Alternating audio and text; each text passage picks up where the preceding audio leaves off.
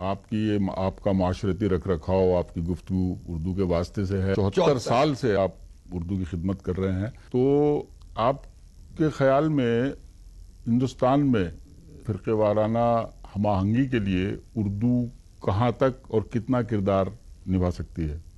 اردو ہی ایک واحد ایسا راستہ ہے جو مختلف اقوام کو، ملتوں کو، ذاتوں کو، برادریوں کو، صوبوں کو، زبانوں کو مطابقت سے، مصالحت سے، مشابہت سے یکجا کر سکتا ہے۔ اس میں ہندو، مسلمان، سکھ، عیسائی، یہودی، پارسی، جینی سب نے مل کر امیر خسرو سے اور آج کے دور تک سب ہر دھرم کے آدمیوں نے مل کے، چندربھان برہمن اردو کا پہلا شاعر ہے جس نے شاہجہان کو غزل سنائی مطلع سے مقطع تک، چندربھان برہمن۔ جس طرح میر غالب اور اقبال کی شخصیت ہے، رتن ناتھ سرشار، دیا شنکر نسیم اور برج نائن چکبست کو کون بھلا سکتا ہے؟ پنڈت برج موہن دتاتریہ کیفی، علامہ زار اور امر ناتھ مدن ساحر کو، رگھوپتی صاحب فراق کو، جوش اور جگر کی طرح فراق گورکھپوری کو تمام دنیا اردو مانتی ہے۔ آج بھی پاکستان میں پنڈت برج موہن دتاتریہ کیفی کو پڑھایا جاتا ہے۔ واحد زبان ہے، ہر قوم، ہر فرقے، ہر ادارے نے چھوٹی چھوٹی بولیوں نے جو ہر 10-15 میل کے بعد بدل جاتی ہیں، خالی زبانیں نہیں، اودھی، ہریانوی، گجراتی، دکنی، میتھلی، برج بھاشا، سورسینی، اپبھرنش، کھڑی بولی کو عربی، فارسی، ترکی اور سنسکرت کی پراکرتوں سے ملا کر یہ شروع یہاں سے ہوئی، زحال مسکی مکن تغافل درائے نینا بنائے بتیاں، کتاب ہجرہ نہ دارہ میجا نہ لیہو کاہے لگائے چھتیاں، شبان ہجرہ دراز چو زلف و روز وصلت چو عمر کوتا، سگی پیا کو جو میں نہ دیکھوں تو کیسے کاٹوں اندھیری رتیاں۔ گوپال متل، ہری چند اختر، ارش ملسیانی، جگن ناتھ آزاد، لبھو رام جوش ملسیانی اور گلزار دہلوی کو کون بھول سکتا ہے؟ اس لیے مشترکہ تہذیب، متحدہ تمدن، قومی یکجہتی، اتحاد اور ہندو مسلمانوں کے اختلاط کے لیے مشرق بعید سے مشرق وسطی تک واحد صراط دوستی اور عالمگیر اخوت کی اگر کوئی علمبردار اس ملک میں زبان ہو سکتی ہے، جیسا کہ سر تیج بہادر سپرو نے کہا تھا کہ ہماری متحدہ تہذیب کا واحد ورثہ ہے جو امانت ہے ملک اور قوم کی، میں اسی کی تائید میں یہ بات کہتا ہوں۔ بہت خوب گلزار صاحب، آپ نے اردو کی ترویج و ترقی کے لیے زندگی کو وقف کر دیا اور آپ کا بنیادی مقصد اردو کی ترویج تھی، اردو زبان بھی، اردو ادب بھی، اردو تہذیب۔ جی، تو اس سمت میں آپ نے خصوصاً کیا کیا؟ میں نے یہ کیا توحید خالق اور توحید نوع بشر، اس کو کہ ایک خالق ہے، ایک مخلوق ہے، نوع بشر ایک ہے، ہیومن ریس، مین کائنڈ، مانوتا ایک ہے، مشرق کی ہو یا مغرب کی، سارا برہمانڈ، ساری سرشٹی، ساری کائنات، ساری ماورائے کائنات جو مخلوق خدا ہے، اس کی تخلیق کی نوعیت محبت اور خدمت پر ہے اور توحید ذات پر ہے۔ تو جب ایک خدا اور ایک مخلوق ہے تو بیر کس بات کا؟ اس بات کو میں اپنے نظم میں، نثر میں، تقریروں میں، شاعری میں اس کو میں پروجیکٹ کرتا ہوں جس طرح بھی کرتا ہوں۔ تو اب اس مرحلے پر کچھ نمونہ کلام اگر عطا ہو جائے؟ بہت اچھا، کچھ شعر بھی سنا دیتا ہوں نواب۔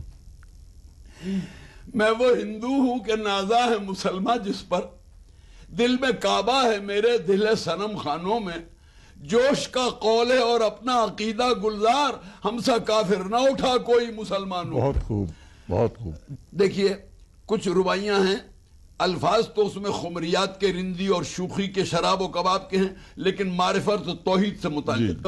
ساقی کی نگاہوں سے جوانی مل جائے، ساقی کی نگاہوں سے جوانی مل جائے، پھرتی ہوئی مستی کی کہانی مل جائے، دیتا ہے تو دے جام ہوسکاروں کو، گلزار ارم سے مجھے پانی مل جائے۔ واہ واہ واہ، دیتا ہے تو دے جام ہوسکاروں کو، گلزار ارم سے مجھے پانی مل جائے۔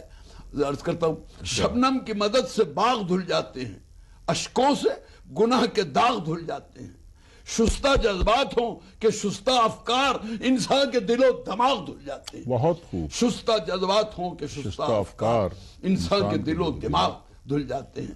اس کہتا ہوں، راز الفت کا کون پہچانے، راز الفت کا کون پہچانے، یہ سمجھتے ہیں صرف دیوانے، یہ سمجھتے ہیں صرف دیوانے، کون سمجھا ہے کون سمجھے گا، شمع گردش میں ہے کہ پروانے، کون سمجھا ہے کون سمجھے گا، شمع گردش میں ہے۔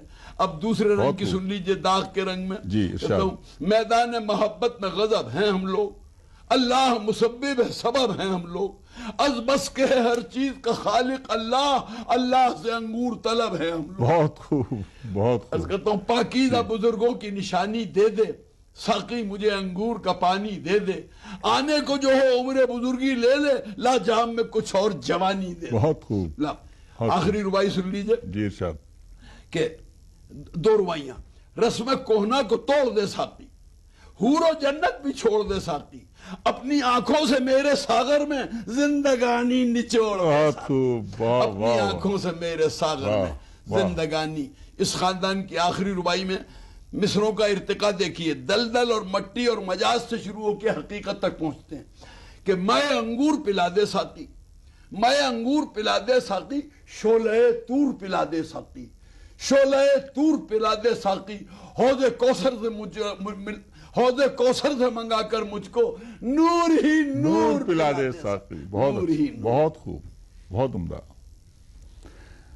گلزار صاحب، آپ نے 60-70 ممالک کا غالباً سفر کیا ہے۔ جا ہندوستان کے باہر اردو اور اردو کلچر کا اثر سب سے زیادہ آپ نے کہاں پایا؟ جناب، دنیا کی 134 یونیورسٹیوں میں اردو پڑھائی جاتی ہے، ہندوستان پاکستان سے باہر 134 یونیورسٹیوں میں، 70 ملکوں میں سالانہ اردو کے سیمینار، کانفرنس اور مشاعرے ہوتے ہیں، عالمی مشاعرے، انڈو پاک مشاعرے۔ میں سعودی عرب گیا ہوں، جدہ اور ریاض میں میرے استقبال ہوئے ہیں، دوحہ قطر میں، بحرین میں، شارجہ میں، دبئی میں، ابو دھابی میں جگہ، اور کینیڈا میں، ڈنمارک میں، روس میں، تمام 23-24 جگہ امریکہ میں اردو والوں نے میرا استقبال کیا۔ ہندو مسلمانوں نے مل کے، ہندوستانیوں پاکستانیوں نے مل کے، اکیلے جدہ سعودی عرب میں 4,000 لڑکیاں اور 10,000 لڑکے، گورنمنٹ آف انڈیا کا ایمبیسی کا اسکول ہے، اردو پڑھتے ہیں۔ تو اردو مٹنے والی زبان نہیں ہے، اردو بھی 21ویں صدی کا مستقبل کا روشن ستارہ ہے کہ اردو شاعری سے ہمیں حب الوطنی کا سبق ملا۔ تو ہم لوگوں کا کام ہے تطبیق، مماثلت، دلوں کو جوڑنا، تو برائے وصل کردہ نامدی، نہ برائے فصل کردہ نامدی۔ یہ تو ہم اور آج کی بات کر رہے ہیں، میں 1905 کی بات نواب مرزا داغ کی، 1905 میں انتقال ہو گیا، اس سے پہلے انہوں نے جو زبان بنائی اگر وہ ہم اپنا لیں تو اب کوئی ترجمہ کر کے بتا دے کوئی وصف کی زبان کا وقت ہے۔ بعض جگہ اقبال نے جو اردو میں سارے جہاں سے اچھا ہندوستان ہمارا، بلبلیں اس کی یہ گلستاں ہمارا وغیرہ، اب اس جذبے شکتی بھی شانتی بھی بھکتوں کے گیت میں ہے، بھارت کے واسیوں کی مکتی پریت میں ہے، علامہ ڈاکٹر اقبال۔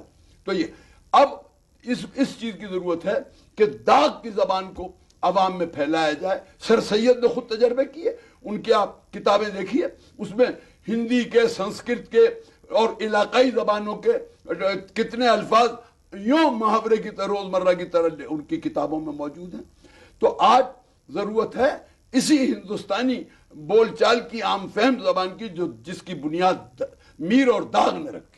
آپ ذاتی طور پر اردو والوں کے لیے، اردو پڑھنے والوں کے لیے، اردو پسند کرنے والوں کے لیے کیا پیغام دینا پسند کریں؟ میرا پیغام چھوٹا سا ہے بہت، وہ یہ ہے کہ بڑے بڑے لوگ سرکاری یا غیر سرکاری ٹرسٹ کچھ بھی کریں، آپ اپنے گھر میں، اپنے محلے میں، اپنے رشتہ داروں میں، اپنے سگے بھائی بہن کے ہاں اور اپنے ہاں، اپنے بیٹے بیٹی، پوتا پوتی اور نواسے نواسی کو، 6 بچوں کو 6 جماعت کے معیار تک، middle class, lower middle class کا، آپ ان کو اردو رسم الخط میں اردو بھی سکھائیے۔ پھر چاہے آپ فرینچ پڑھائیں، جرمن پڑھائیں، اسپینش پڑھائیں، رشین پڑھائیں، چاہے کوئی زبان دنیا کی، انگریزی پڑھائیں، خوب پڑھائیں، ایم اے پی ایچ ڈی کرائیں، ایل ایل بی کرائیں، لیکن اسلاف کی قدروں کو، اسلاف کی تہذیب کو، اسلاف کے ادیان اور نظریات کو اگر اخلاف تک، نئی نسل تک پہنچانا ہے تو 6 7 8 کلاس کے معیار تک اردو رسم الخط میں اردو پڑھائیں گے تو آپ کا دین اور ادب، دنیا دونوں محفوظ رہیں گے، ورنہ دونوں پہ حملہ ہے۔ آپ کیا، ہمارا مذہب اور عقائد اور نظریات بھی اردو اور ہندی کے ذریعے پہنچیں گے لوگوں پر۔ اس لیے ضروری ہے کہ ہم اپنی دین دنیا دونوں کے تحفظ کے لیے اردو زبان پڑھائیں، اردو کے لیے ان کو ترغیب دیں، توجہ دلائیں، اور خود گھر میں بیٹھ کے پرائمری اور مڈل تک کی اردو پڑھا دیں۔ یہ میرا پیغام۔ اردو کے بارے میں، اردو ادب کے بارے میں گلزار صاحب کی معلومات کو دیکھتے ہوئے ان کو اردو اور اردو ادب کا انسائکلوپیڈیا بھی کہا جاتا ہے، اور ان سے تو اردو اور اردو ادب کے بارے میں، دہلی کے بارے میں لامتناہی گفتگو کی جا سکتی ہے۔ بہرحال میں بہت شکر گزار ہوں آپ کا کہ آپ تشریف لائے اور آپ نے ایک اس گفتگو کا موقع دیا۔ تو کیسا لگا جو سب میں نے کہا تھا؟ شاعری سب تو ٹھیک ہے، بہت بہت کچھ ہے اس کے اندر، گہرائی فلسفی ہے، فلسفہ بہت گہرائی فلسفہ اس کے اندر رکھا ہوا ہے۔ تو ٹھیک ہے، خدا حافظ، آج یہاں تک کی، پھر دوسرے کوئی بات میں چلے آنے۔ خدا حافظ۔